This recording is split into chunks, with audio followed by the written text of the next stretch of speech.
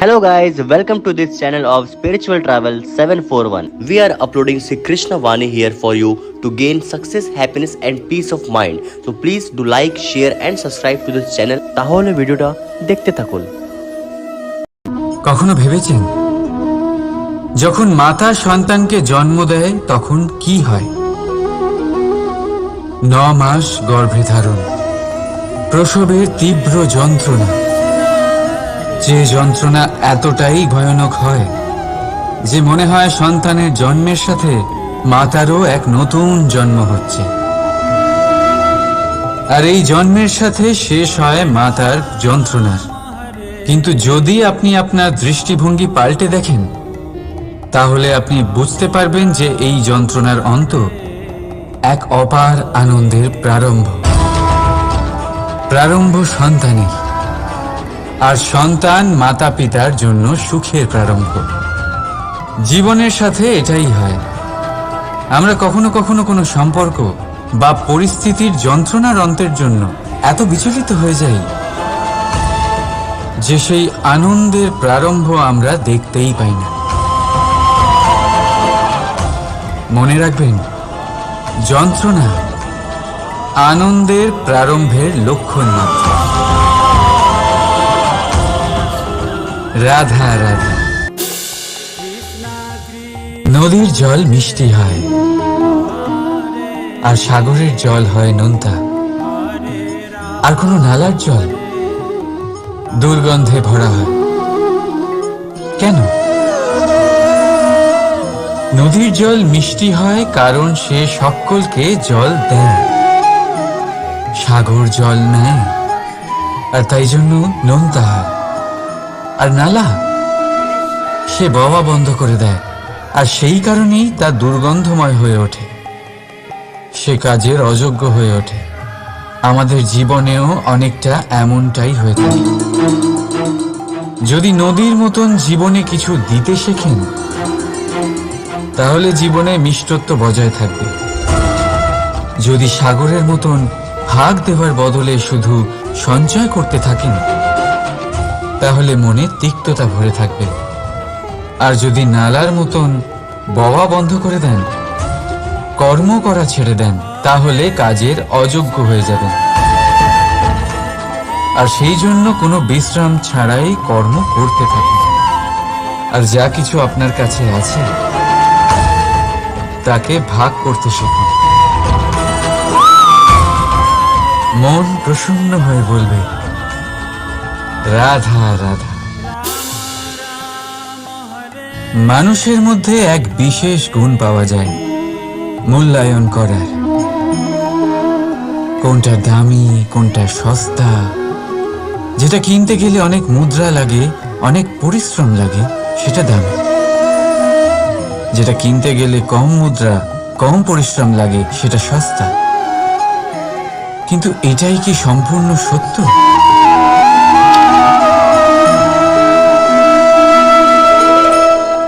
এখন আপনার সামনে একটা পাত্র আছে যাতে জল ভরা আছে, আর একটা সোনার মুদ্রা।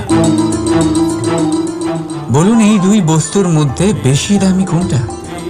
আপনি বলবেন সোজা ব্যাপার, সোনার মুদ্রাই বেশি দামি হবে। এই সোনার মুদ্রা দিয়ে আপনি এরকম অনেক জলের পাত্র কিনতে পারবেন। চলুন, ঠিক আছে। এবার ভাবুন, আপনি যদি কোনো মরুভূমির মাঝে আটকে পড়েন, তৃষ্ণায় কাতর আপনি, তখন কোনটা দামি হবে?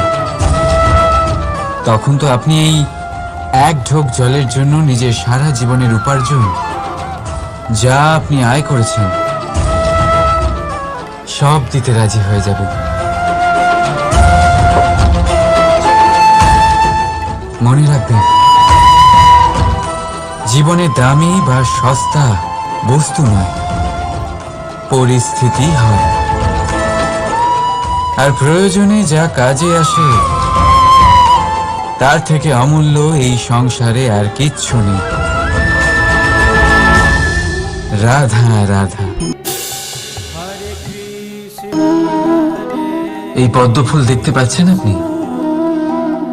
এটার একটা বিশেষত্ব আছে। জলের স্তর যতই বেড়ে যাক, এই ফুল সব সময় জলের ওপরেই ভাসে। আর এর কারণ হচ্ছে এর এই মৃণাল।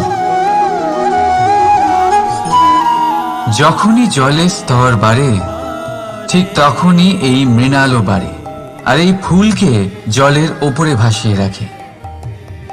কিন্তু যখন জল কমে যায়, এই মৃণাল কমতে পারে না, আর তখনই নিজের সাথে এই ফুলকেও নষ্ট করে দেয় সে। মানুষের সাথেও এরকমই হয়।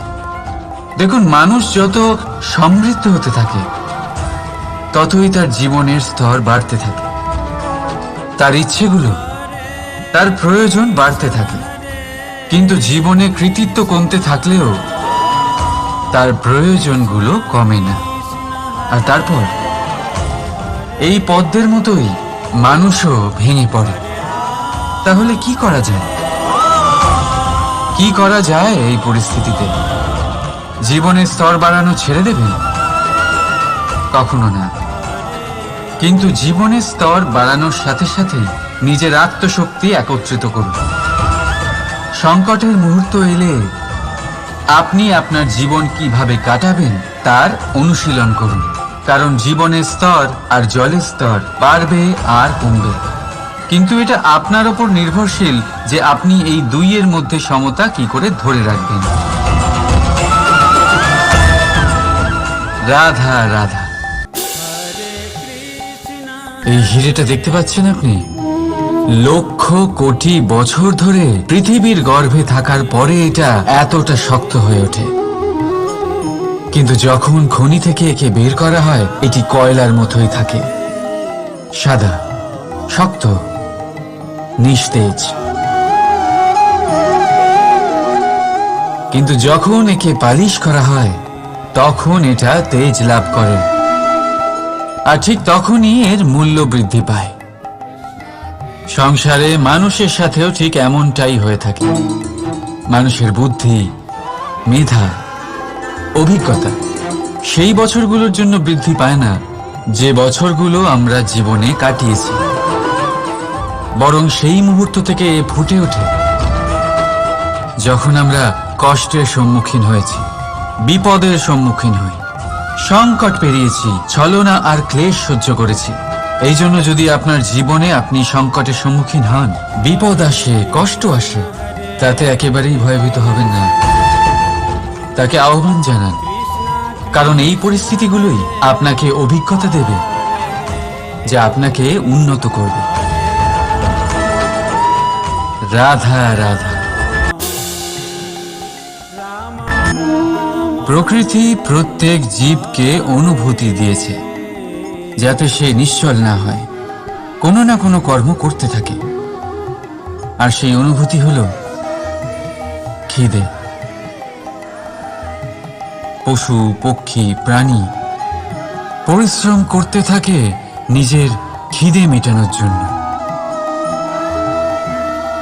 কিন্তু অন্য জীবের মতো মানুষের খিদে কি তার পেট অবধি সীমিত থাকে? পেটের খিদে মেটাতে মেটাতে কখন যে এই খিদে মন আর মায়া তৃষ্ণায় রূপান্তরিত হয় আমরা বুঝতেই পারি না। আর বেশিরভাগ ক্ষেত্রে এই তৃষ্ণা অর্থ সংগ্রহ করা অবধি সীমিত থাকে। নিজের জীবন ধারণ ছেড়ে কার জন্য এই অর্থ সংগ্রহ করছেন আপনি? আগামী প্রজন্মের জন্য। বড়ই বিচিত্র, তাই না?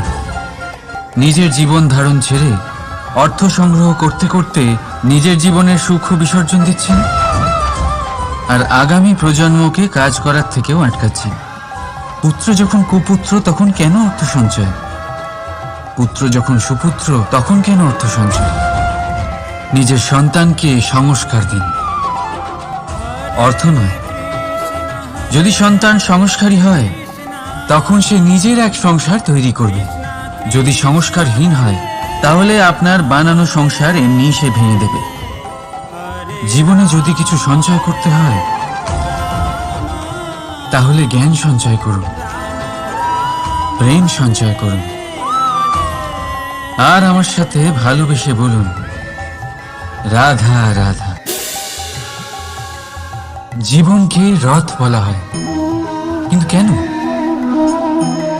এখন আপনি বলবেন এই জন্য কারণ জীবনও ঠিক রথের মতোই চলতে থাকে। কিন্তু আপনি কখনো এই রথকে বোঝার চেষ্টা করেছেন? এই রথে সামনে ঘোড়া থাকে আর পিছনে চাকা। এই ঘোড়া হলো আপনার কর্ম, আর এই চাকা কর্মফল। এই ঘোড়া যেখানেই যায় রথের চাকাগুলি সেখানেই এগোতে থাকে। যদি আপনার ঘোড়া অর্থাৎ আপনার কর্ম শুভ সহজ পথে চলে, তাহলে আপনার যাত্রাও আনন্দময় হবে। যদি কুকর্মের খারাপ পথে চলেন, তাহলে আপনার যাত্রা খানা খন্দ দিয়ে ভরে যাবে। আপনার কর্মগুলিকে ঘোড়ার মতো নিয়ন্ত্রণে রাখুন। ফলের চাকা সর্বদাই আপনাকে মধুর পরিণামই দেবে। Radha Radha. So please do like, share and subscribe to this channel. Jai Shri Krishna.